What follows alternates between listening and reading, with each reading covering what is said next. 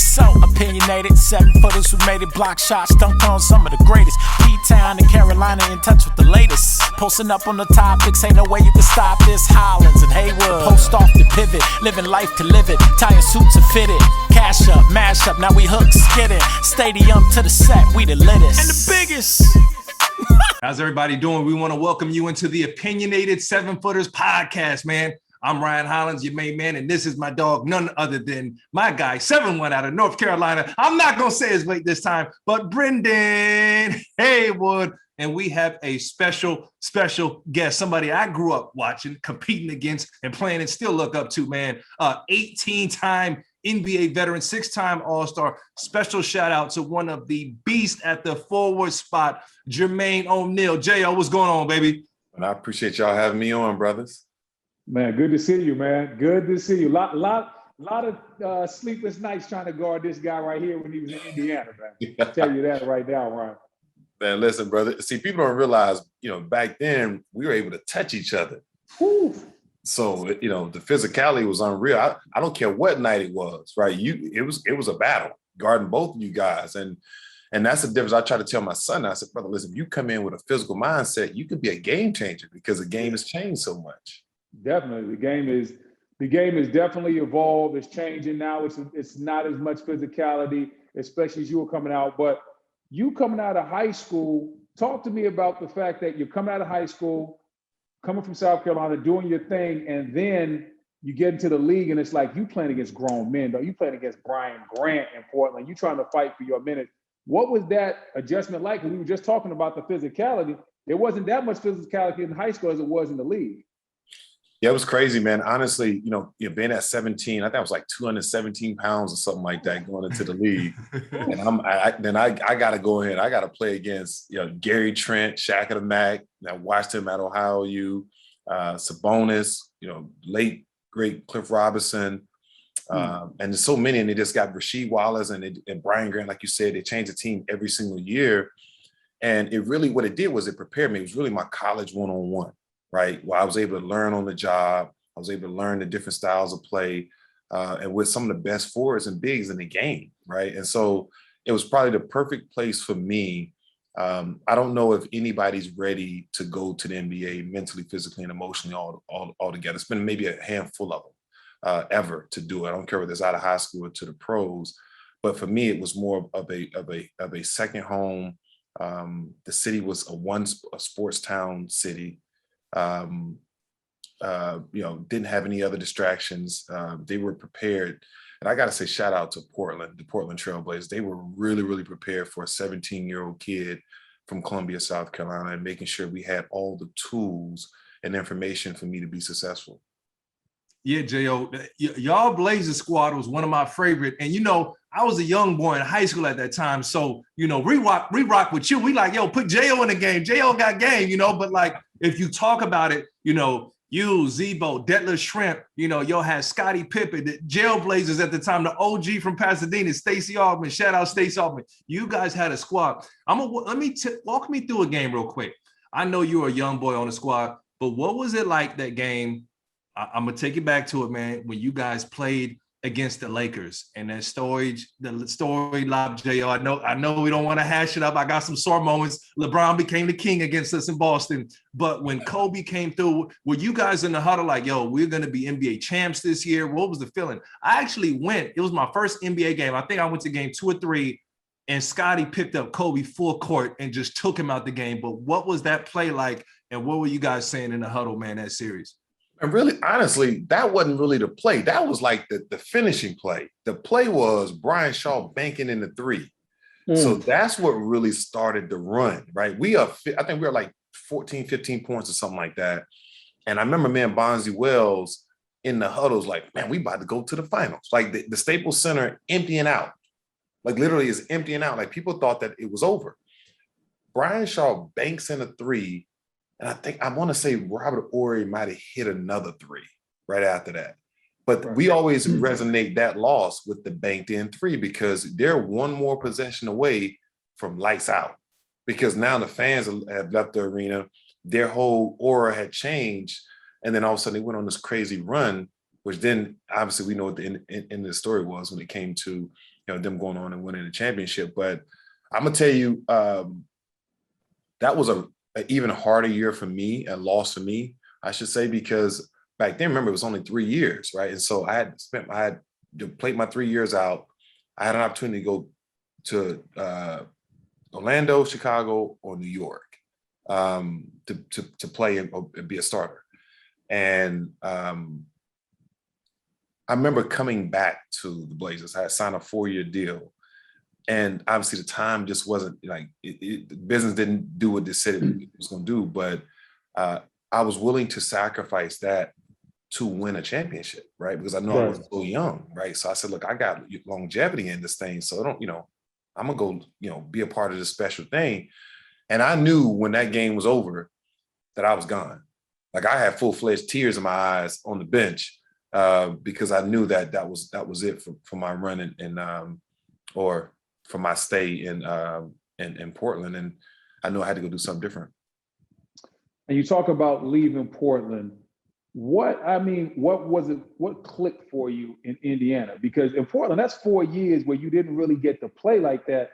And that's hard. It's hard mentally, especially like coming out of high school. Like you're used to being a man, you're not playing. You get to Indiana your first year, you show the promise, 13 points. Then that next year, that's where the J.O. that everybody was expecting to come out of high school got ready to play 19 points per game. What was the transition like to Indiana, and what clicked and made it just so seamless? Because it seemed like out of nowhere, you just became that dude overnight. Well, I'm honestly, the practices in Portland was harder than most of the games that I played in my first year in Indiana. Golly. Right. And so I'm like, okay, I got all these players, Brian Grant, Sabonis, they all the people I played with in Portland. And I'm like, I know I can play against some of these other people, right? Because I've gotten this. And you remember back then too, y'all gotta realize you had to practice. It was real 5-on-5 scrimmages. It was 5-on-5 all the time. Go home stuff. It was like, yo, hey, starters take on the second team. We about to scrimmage for 25 minutes. Yeah. Bro, listen, old school 3-hour practices, bro. And so I was well prepared when I got to Indiana. And to be honest, I was upset because I felt a little bit slighted because it took 4 years. Think about it, the average career is 3 to 5. Yeah. Right? And, I'm going the wrong way. My numbers going down, my minutes per game going down in my 4th year. So I'm like, well, I need to go somewhere. And I got to tell this story real quick. I was in Oakland for the iconic Vince Carter slam dunk contest, right? I'm actually I am going to the dunk contest, and Isaiah Thomas, Zeke, is walking past me. He grabs my arm and says, hey, keep doing what you're doing. People see you. It was strange because I had never met Isaiah before in my life. Right. Obviously been a fan of, he's an iconic player. And not even 5 months later, he gets the head coaching job in Indiana. And the first move he makes was to come and get me. And he became a father figure. He stayed 4 minutes from me. I remember always going over to his house, Miss Thomas cooking dinner, and we sitting around and we just talk, and he just filling me up with information.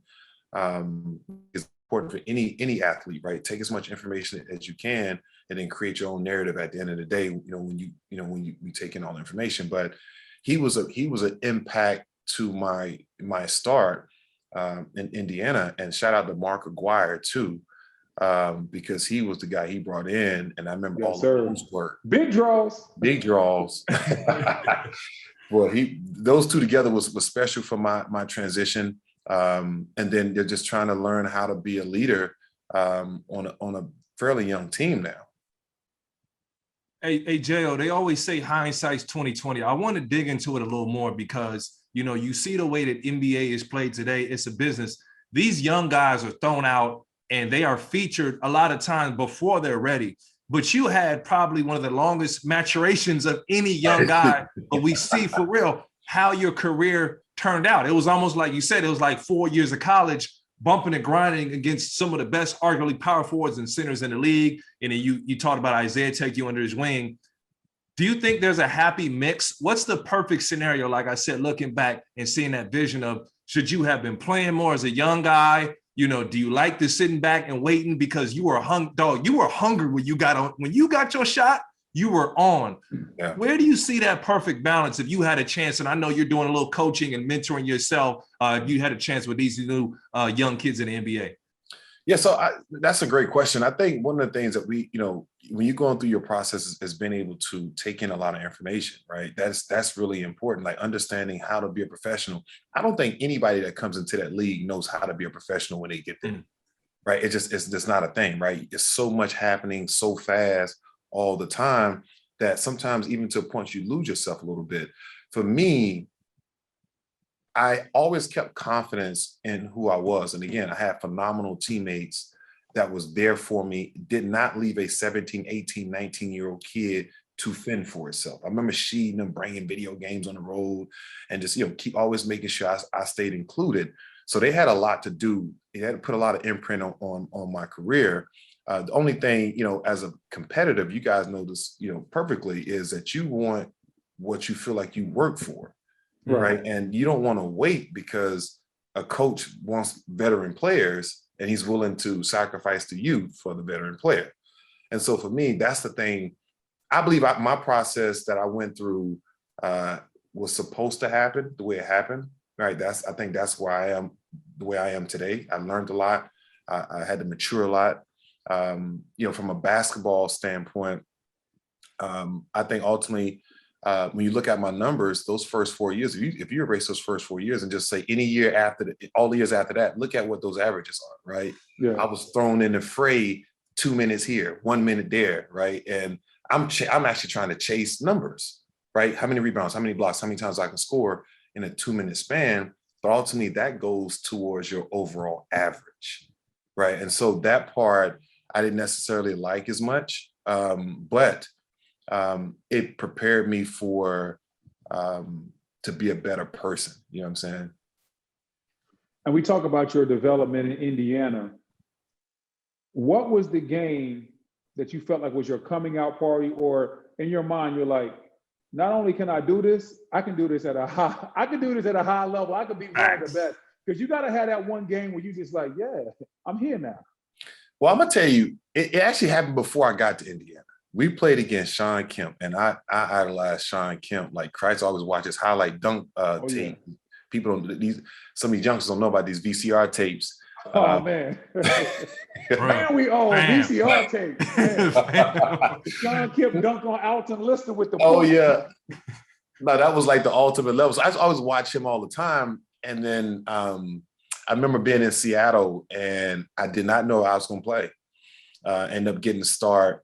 And end up having a career high at 20 on him. And I had a couple really good plays. And I had so much respect for Sean Kemp and who he was and what he was doing in the league. And to be able to do that, score 20 with him, guarding me, that was kind of the moment where I was like, okay, I think, it's definitely some substance here.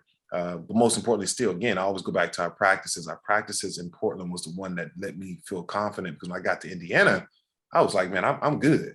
Like I can go compete, right? But the challenge, the biggest challenge for me was the consistency of competing night in and night out now, right? You don't have the job to you can't afford to have a game or two or three where you ain't producing. Now they're expecting you to produce every night, and that was probably my biggest transition. Heck yeah, dog! You gave the Rain Man a dub. I'm feeling cold after that. But you go ahead, Jay. No, I was about to say that was it, right? Because I admired him so much, bro. And they had an incredible team with Detlef Schrempf and Gary Payton and them, and to be on that platform with somebody that you watched before every single high school game, that meant a lot to me. Well, speaking of that, man, let's dive into Indiana, man. Congratulations again. And that was one of my favorite squads. Y'all were deep again with Ron, Stack, Al. Like, I don't know if you caught the end of Reggie Miller, but I just remember that Indiana was always stacked. You got the Malice in the Palace documentary dropping. Take me into that, man. Share what you can about it. I think from my perspective as a former player, they always, in my mind, the players got villainized for just bombing on the people. But like, you have thousands of people around you that are angry and fighting for their squad, and they're coming onto the court.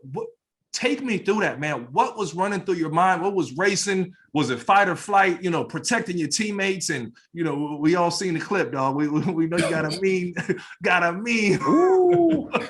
But talk to me about that, man. Because for me, I think you got it. Players are people too. That's a scary place to be in, man. Well, it was. This thing to me was much bigger. It was much bigger than the actual fight itself, because people don't realize, like, we're still 17 years talking about it. It's an anniversary every year about it, right? And I've been the rare one that did not really speak publicly about it, right? It was more Jack and Ron because I was sensitive towards it. It was, before I get into the actual doc itself, or that night, it was an opportunity for people to take shots at our culture, to point your race, because when you talk about the league, has become filled with thugs and hip hop music and all this other crazy stuff. Like, you feel a certain way, right? Not just about what they're saying about you individually or your teammates. Now they're taking shots at a league that has awarded you an opportunity to live a lifelong dream, right? To be involved. So I was very sensitive towards that. I never felt like the narrative was addressed, right? It's a lot of things that happen that, I understood from a business standpoint. The league couldn't say much, or the Pacers couldn't say much, or the Pistons couldn't say much, because it was such a toxic situation that people try to get away from, right? It was like the league was under attack. But it was one of those things where I think everybody involved regret that it happened, the whole thing. I personally, myself, don't regret doing what I did, and I'm gonna tell you why. In a situation where you have, back then with the Pistons, it was, that's I thought it was one of the dopest arenas to go into because it was so hostile. Mm-hmm. Right. Like, they made it tough to play there. And that's what makes the fan player relationship so special, right? Going into those environments. They pushed you, right? That team pushed you. But being put in a situation where we knew it was our time with that team, right? They beat us in the conference finals the year before, went on and won a championship. We knew that we were ready to compete for a championship, and we had just beat them pretty bad on national television. And to have that situation happen and watch thousands of fans jump across chairs on the floor and grabbing chairs and trying to hit you with it, taking like water bottles like this and lining you up. Like swinging, they had like the little dustpans that they have in the arenas to sweep up everything. Yeah. And you go from playing in a game to fighting for your life fairly quickly, in a situation where it was no security. And so being trapped, literally, where they cut off the exits, where we couldn't get out. And it's 13, 14, maybe possibly 15 players in a uniform, and it's no protection for the actual player. I can't speak for Ron, how he felt, or I know Jack. I know Jack very well. That's like my brother.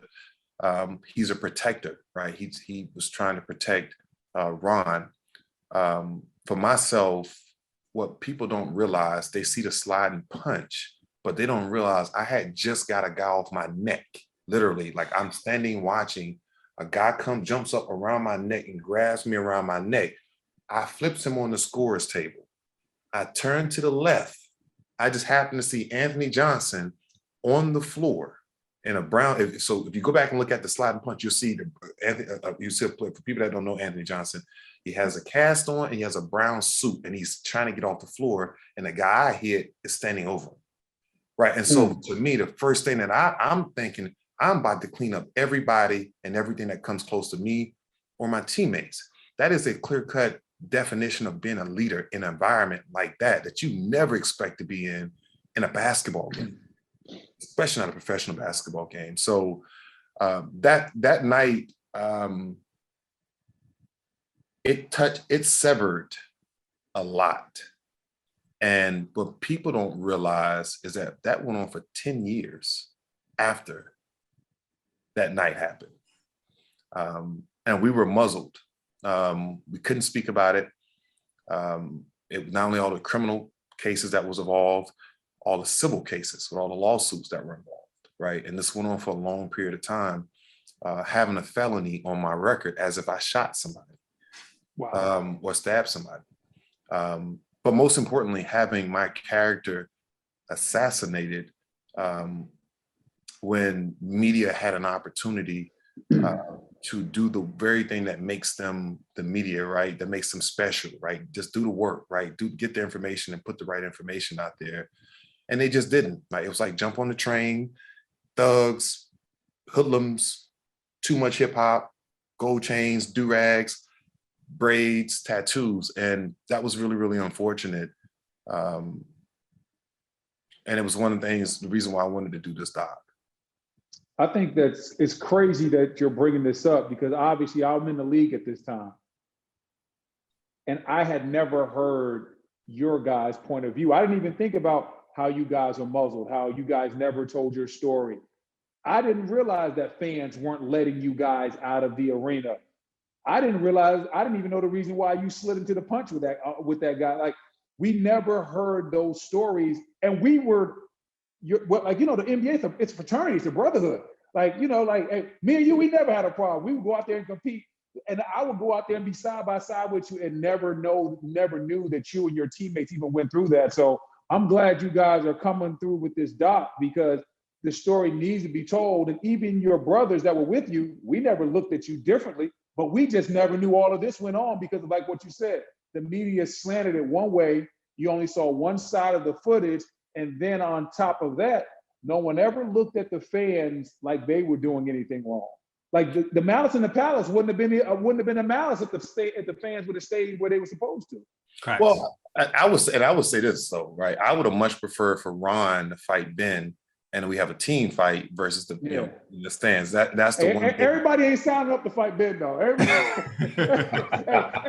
ain't signing up for that one. You know what I'm saying? But we had, the two teams are built for that though. So to me, to have to go to what we went through, and I think again, doing this doc, I got to say a big thank you to Netflix, the Way brothers, Floyd Russ, who's the director, who did a phenomenal job of putting this doc together. I wanted to be able to tell a story, again, not for the avid NBA fan, but for the person that I'm running into in meetings, right? Business meetings, right? That doesn't follow the NBA, but know about the brawl, right? Being able to control my own narrative and tell a story that actually happened, right? This stuff actually happened. People don't even know that I actually took the NBA to court and won. That's when I came back and played, right? And not one word was said about that, in public. And I understood why, because it was too soon, right? But the thing that I was a little bit, and again, I had nothing but love, but the for the late great David Stern. He meant so much to the league. He's done so much for our league and of us in general as players. But I was a little bit disappointed that was never talked about. I was disappointed from a Pacer standpoint that was never talked about, that a federal judge, I thought, got through arbitration and finally got to a federal judge and said I had the right to do what I did, right? And that's important, right? When people were sitting and trying to assassinate your character and say this and say that about you, nobody ever stood up and said, you know what, after, a couple of years, this is what happened. It was some tools out there to be used, and it was never used. Part of I understand, because you got to protect the bottom line number, but the other part I didn't, right? Because people are still talking about that, 17 years later, which I am sick of talking about. Jo, how do you feel when you hear the Malice in the Palace? Because I think that the tag gets stuck, and we think, like you said, famously to Stack and to Ron, and they just kind of owned it and embraced it and, moved on. How do you feel, when you hear that? Because it's funny, I'll mention this, and we don't need to dive into it, Jo. I've had my embarrassing moments in the league, but, when I got into it with Goran, you're like the only voice I heard And I remember you ran over to me, me and G are locked up, and you're like, Brian, let him go. Let him go. What are you doing? So in that moment, player to player, stop it, Brandon. Don't say You was gonna fight somebody? You was gonna fight somebody? We're like, no. Me and Goran were locked up. I can't fight a point guard, dog. That's not realistic. But J.O. ran over and was like, Brian, you're the only voice I heard, bro. You like, let him go. Let him go. And I'm mad and things are happening at the time, but you're a peacemaker. You've always been a veteran, even if it wasn't your own teammates. But more important, how do you feel, or what's it been like, just hearing Malice in the Palace and that tag being brought up? Is it like, dog, I don't want to talk about that. Like you said, I'm finally speaking about it. Like, what is that? Because that's not you. And when you watch the video, they don't show off the whole place has cameras. They don't show that video. They just show the scene where you slugging, and people never see the perspective. When you brought up, I want to reiterate it again. Thousands of people coming out of the stands, and there's 15 of y'all. Yeah, man. You know what? I cringe when I was just at my son's tournament in Vegas, coach 8th grade team, and I must have answered the Malice question 10 times. Right? It is something that consistently comes up because it was like people try. It's been like little small docs and stuff that people try to do, but never to the level that we've put together. Right? And like I've always been a kind of a no nonsense type of guy, but I'm about the right thing too as well. Like I'm not gonna go out. I'm not starting nothing. That's just not my personality. But I am about protecting myself by any means necessary, and other loved ones as well. And that's including teammates. It's a brotherhood when you're together. And you have to make sure that you're doing the things necessary to stay safe. One thing I remember, and I say this, and I think when people watching us put it in perspective. I remember being on the stand, and this is doing the criminal part, and the prosecutor was like, "Hey, would you do that again if you put in the same situation?" I said, "Absolutely." I said, "I would absolutely do it again." I said, "But let me ask you this question." I said, "Would you go to my house and knock on my door and tell my wife and kids that their dad is dead if one of them chairs was to hit me in my head?" I said, "People are taking iron chairs and they're trying to hurt us over what again?" Right. And the thing is, like, I actually never made it into the stands. Right. I never even got to the stands because it was so many people on the floor. Right. And so, at the end of the day, this doc isn't to alienate anybody or anything. It's just about to tell a story and control the narrative of the actual night. Right. The narrative is what actually happened. And I think, once everybody see it, they can say, okay, I get it now. And after that transpires, obviously, like you said, you were one of the guys who got to come back and play. And not only did you play, you played extremely well, had your best points per game from a scoring standpoint. And I always wanted to ask you this personally. Like, did that fuel you more? Was it the rest? Because I'm telling you, that second part of the year when we played you guys, I saw a different Jermaine. It was a different Jermaine O'Neal. I remember telling Jared Jeffries, because, I had to guard the bigger guy. And at halftime, I told Jared, I was like, "Listen, dog, I can't do nothing with him tonight." And listen, Ryan, Rick, they had the little ducking plays. Dog, he had me on the barbecue pit. He was hitting the turnaround Jay, the fade.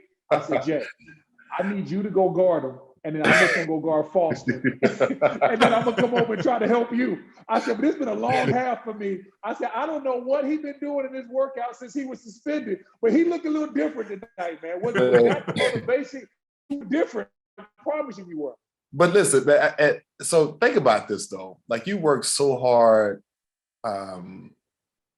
during your career, and you've always had to battle. Like, I'm always having to battle like a narrative, like, like in Portland, was he good enough, right? Was that a good pick or not, right? He's not, why is he not playing? And, that type of thing. And you work so hard to put yourself in a position to be successful at your craft. And just like that, everything's in question.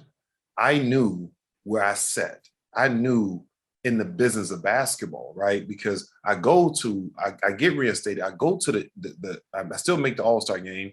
I'm voted in as a starter, right? I get to Houston and it's like I'm not even there. I'm not on any pictures. I'm not on anything. And I understood it, right? And so again, from a business perspective, I understood the position that the NBA was in, right? You want to kind of separate yourself from a situation that's causing public criticism. That part was, to a point, I understood. It's when I came back, right, from the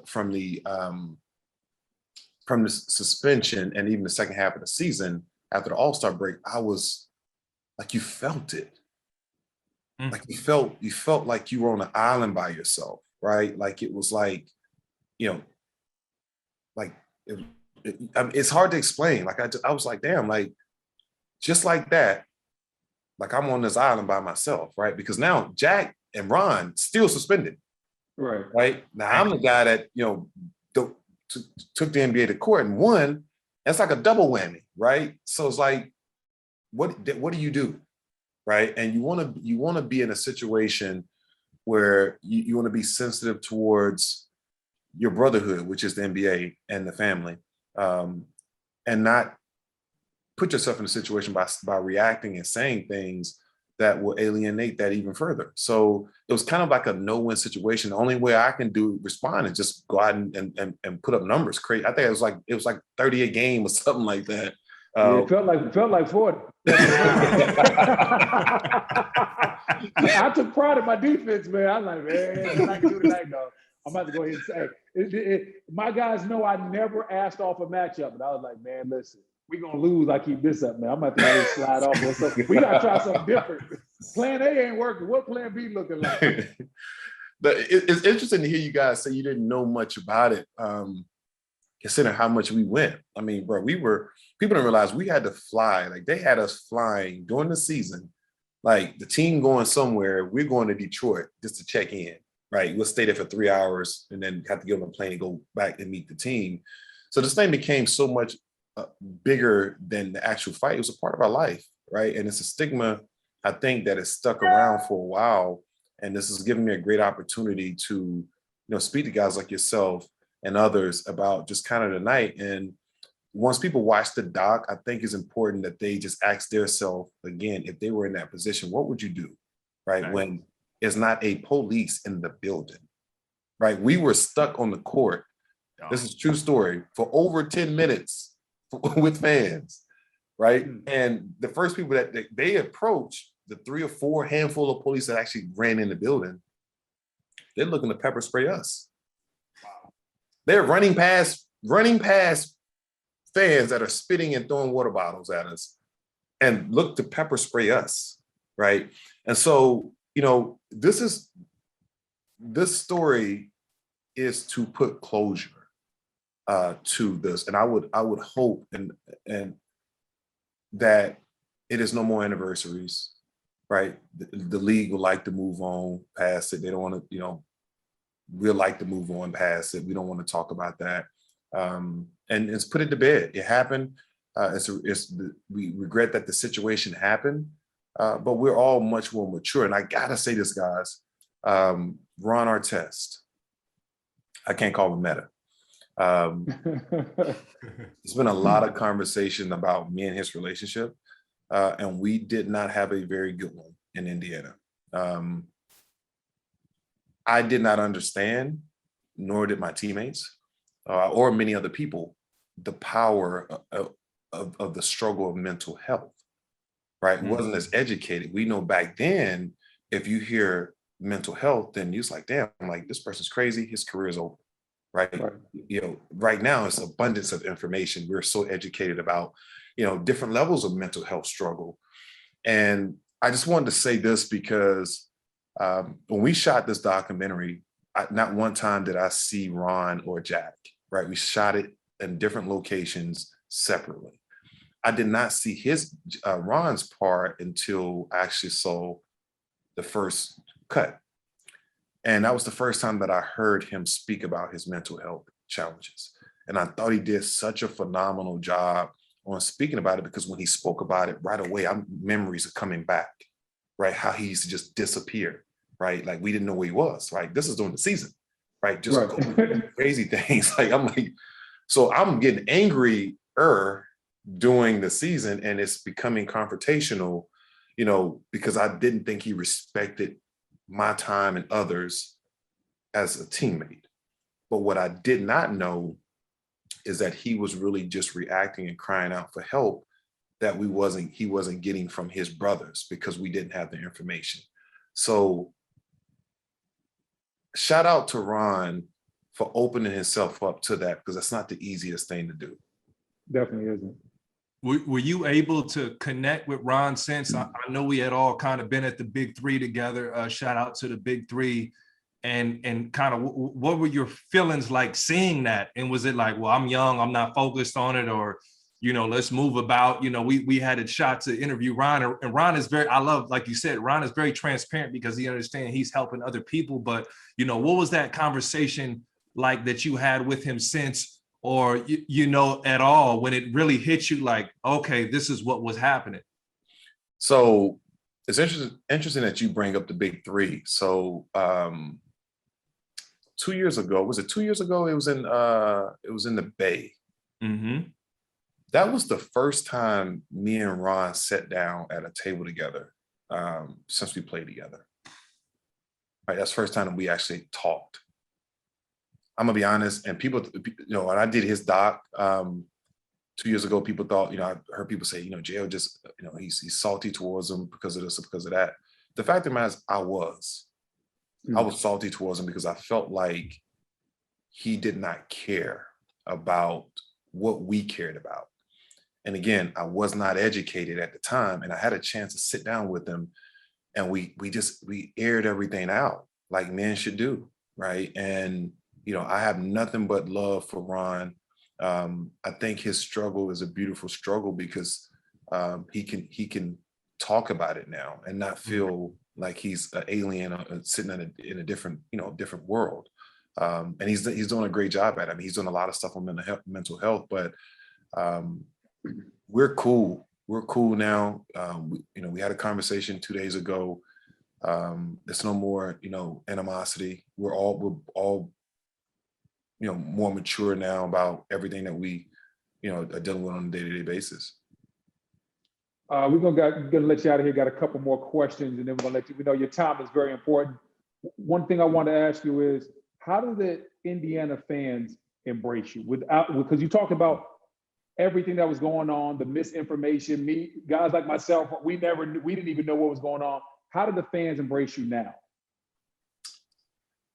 It's kind of like I don't know if it's a love-hate relationship. It's more love than hate. I think one thing that, you know, when you have some of the most prominent media faces saying what they said, people tend to believe everything that they hear and see. Right. And so, you know, people really thought that I was a thug, or I was this and I was that, you know, and they confused intensity as an athlete, you know, or aggression as an athlete with when you walk away from that thing, right? When you go home. And so I don't believe, to answer your question, the relationship was broken, no question. And people don't realize, you know, the level of time and commitment that it takes to be a pro and impact your communities as well. Like, I love Indianapolis. I love the people. I love the Pacers. They gave me an opportunity to set a footprint. That's where all the magic happened, right? So that's a very special place to me. And for not to ever be able to have a real conversation about everything that we went through, right? It was a little bit disheartening, but at the same time, I understood it, right? That's the position that I was in. And hopefully throughout this process over the next, come August 10th, when the doc comes out, people can look at it and say, okay, you know, I was, you know, wrong about this situation. This situation was an unfortunate situation, but that doesn't dictate these young men at the time being called criminals. Right. Like, makes no sense. J.O., man, before I can't let you skip out, man. I gotta ask you, and I hope, like I said, you got your piece. So I gotta ask it, but you know, player to player, we okay to hit on each other, man. People don't talk about this. I don't know if you remember. Of course, you remember it. When we played you guys in the playoffs, when I was on the Clippers, you were on the Warriors. a lot of people didn't even know about the famous tunnel scene after the playoffs. So tunnel scene. Who was in the tunnel? You got to hear it, dog. So we never got any type of. The Lob City Clippers didn't make it in the history books for other than dunks. But the one thing we did is we were like a poor man's version of the Pistons. We used to beat up on the Warriors. Okay, J.O. was a veteran. He was a little older. We beat up on the Warriors, and then they became the Warriors, and it was a wrap for the whole rest of the league. Right. But after one of these wins, we knock them out, chirping. Draymond is chirping, Clay is chirping. J.O. the vet, so he the OG in the thing. J.O., I almost want to say you got into it with Doc Sutton, but I know next thing you know, we walking back to the locker room, and all we hear is like, hey, come out to the tunnel. So with the Clippers locker room and the opposing team locker room, it's a hallway. And I come out the deal, J.O. out there, he huge.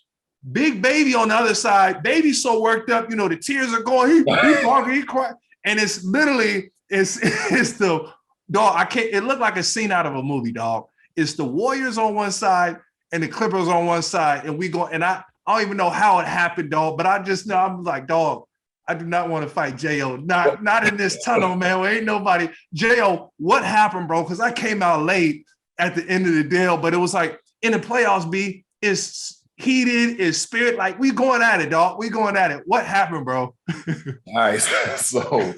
So what really happened, so it was a foul, and I can't remember who fouled Blake, right? I wasn't even in the play. So Blake gets fouled, and he walks by me and says something to me, and I'm like, oh, who are you talking to? Right? And so he just started talking to me out of nowhere. I said, Blake, listen, do not camera talk me, because I will beat your ass. I'm just telling you, I will do that. And so what happened was he kept talking, and it was a timeout. So it was a TV timeout. So he goes to the huddle, and I walk to the huddle, right? And so I don't know if Marquise Daniels or somebody was on your team, or somebody I played with. I said, look, you better tell him, stop playing with me, because I'm going to come in the back, and I'm going to see him. You're not going to disrespect me. He was going crazy. Doc said something to me, and I say something to Doc. So we go into the timeout, we come back out, and they still talking.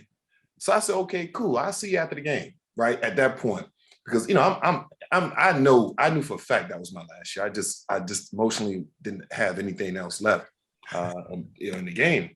So I sent the ball boy, and I said, go see if Blake's still in the locker room. Oh, so man. He goes to see.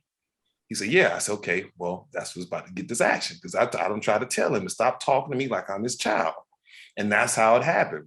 And it's funny because even in the hallway situation, it was intense, but I knew he was still in the locker room.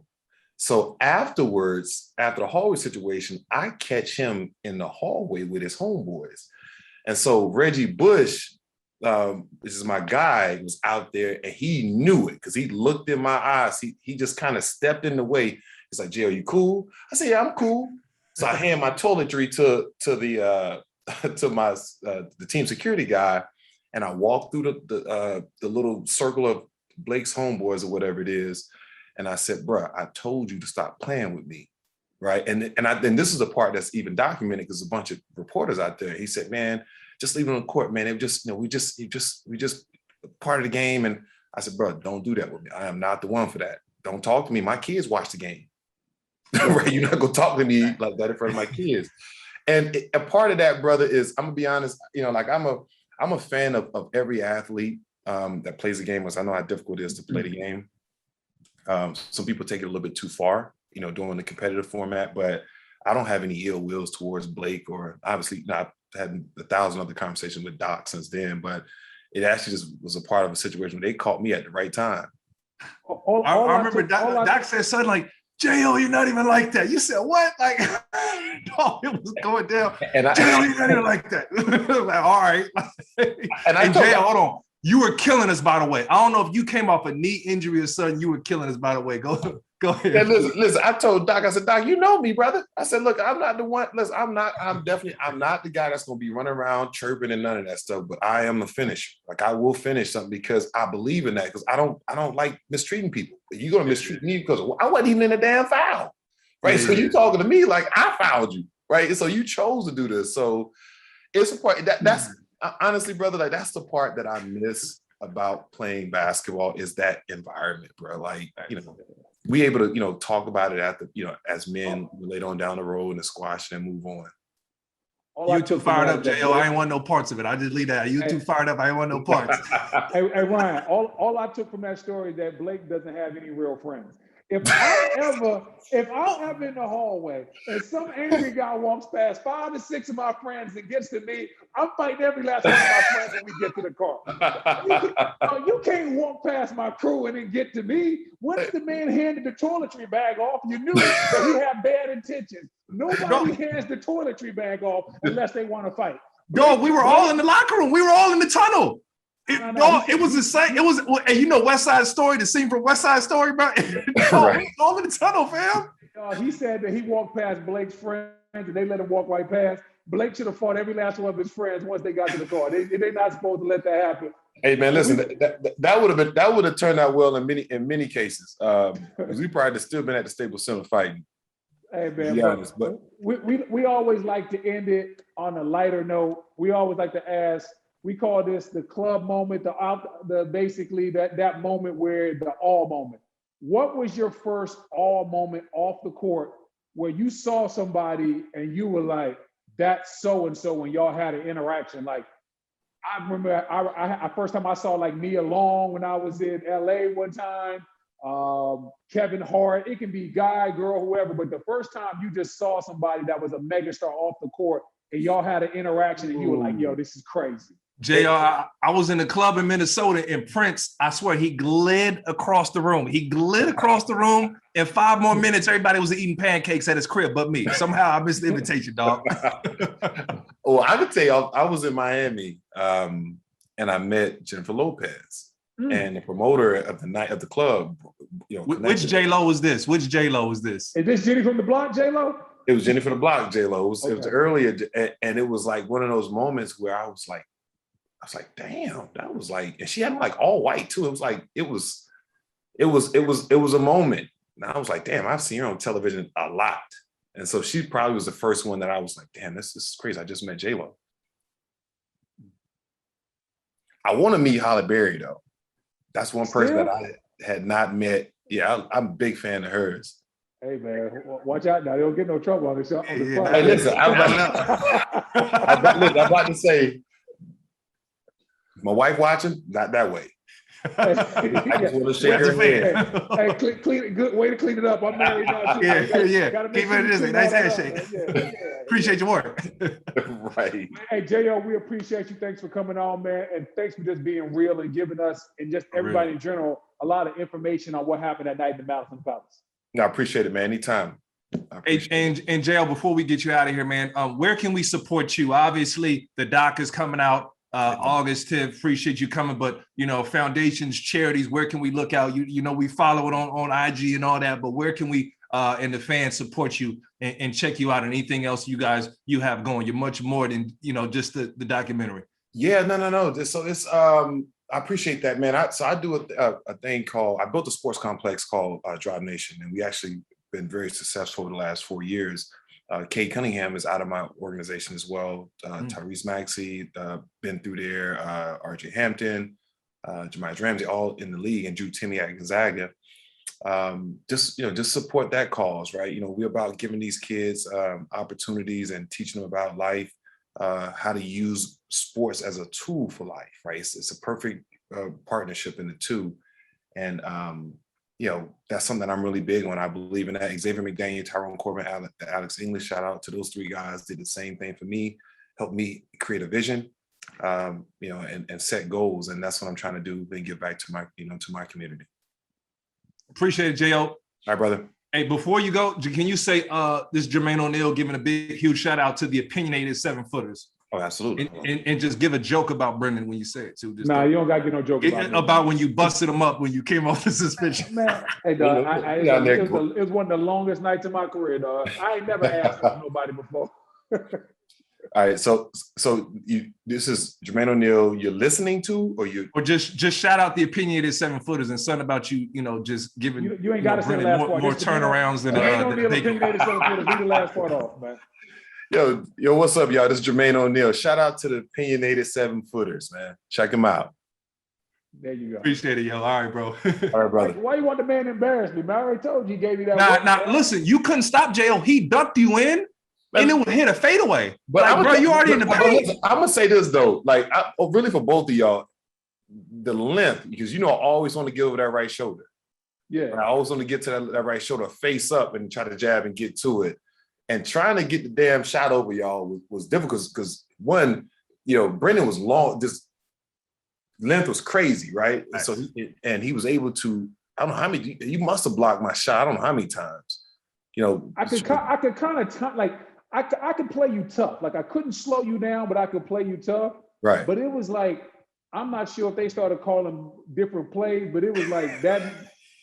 I was just like, dog, because I never asked off no matchup. I was like, Jared, I can't do. I said, no, what we gonna do is you gonna guard him and get into him, and I'm gonna help off Foster because this plan of me that we got with just me solo on the island, that ain't working. But you know what they started doing? So typically when they go a straight post up, right, that's the easier way to guard. But they started bringing me on screens, right? So it's cross screens, right? Or diagonal screens. I'm coming over the top and trying to get in a quick go. Those are difficult guards for any of us as bigs to try to guard something. It's like Dirk Nowitzki, right? They sent him on screens, and it's like damn near impossible to guard him at 7 foot tall. And then Ryan, you with your athleticism, bro, and your length, it's always, and that's why I always respect the game, right? Because on every night it's a task. People know how good players are in our league. Like everybody's good. For sure. I argue with my friends all the time. Oh, that guy's trash. I said, listen, dog. The guy you think the guy you think is trash will go out here and destroy you. There's a guy. I said, there's a guy on everybody's bench that if you took him off and dropped him off in the right area, could average 15 or better on every single bench in the league, every bench. Yep. That's why I tell people all the time. I said, those 400 some odd players, those are the very best athletes, basketball players in the world, period.